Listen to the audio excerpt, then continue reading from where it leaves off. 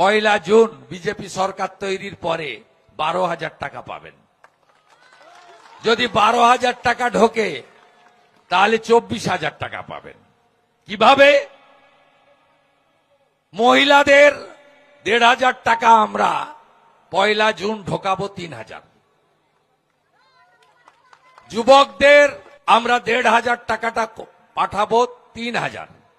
মমতা বলেছে 5 বছর দেবে, আমরা বলেছি যতক্ষণ না চাকরি দিতে পারবো ততক্ষণ দেব।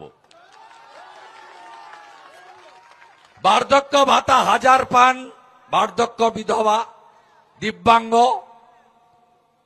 পয়লা জুন থেকে ওটা ডবল পাবেন, 2,000 টাকা।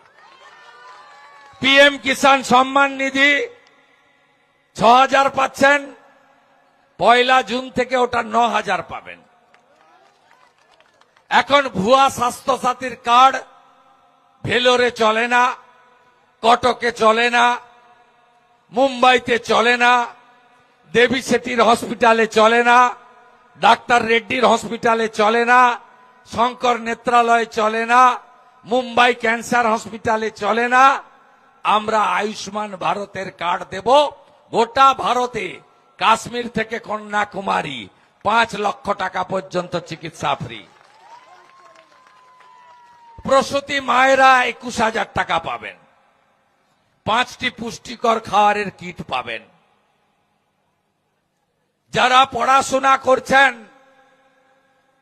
মহিলারা, বোনেরা, কন্যারা গ্রাজুয়েট স্তরে এককালীন 50,000 টাকা, তাতে ল্যাপটপ কিনতে পারেন, ট্যাব কিনতে পারেন, বই কিনতে পারেন, কম্পিউটার কিনতে পারেন। 50,000 টাকা একসঙ্গে দেব।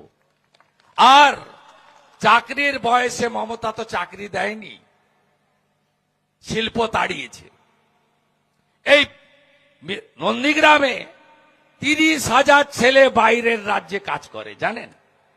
নন্দীগ্রাম একে 18,204 জন ছেলে কোথায় কাজ করে জানেন?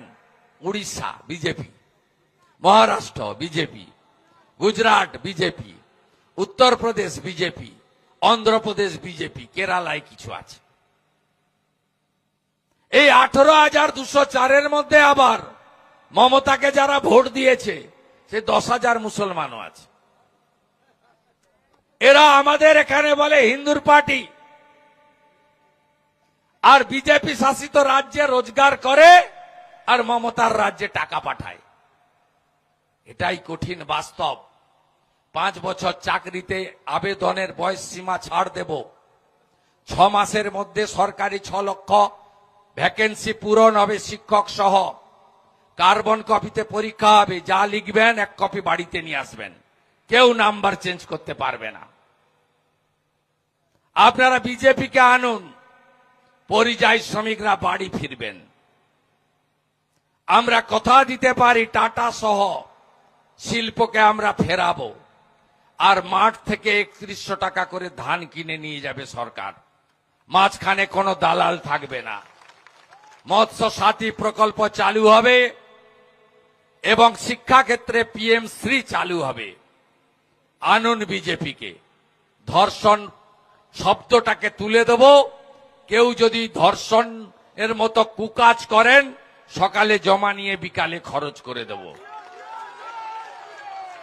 আরজি করের মা পানিহাটিতে বিজেপির প্রার্থী বলছে আমার মেয়ের বিচার দিতে পারে একমাত্র বিজেপি।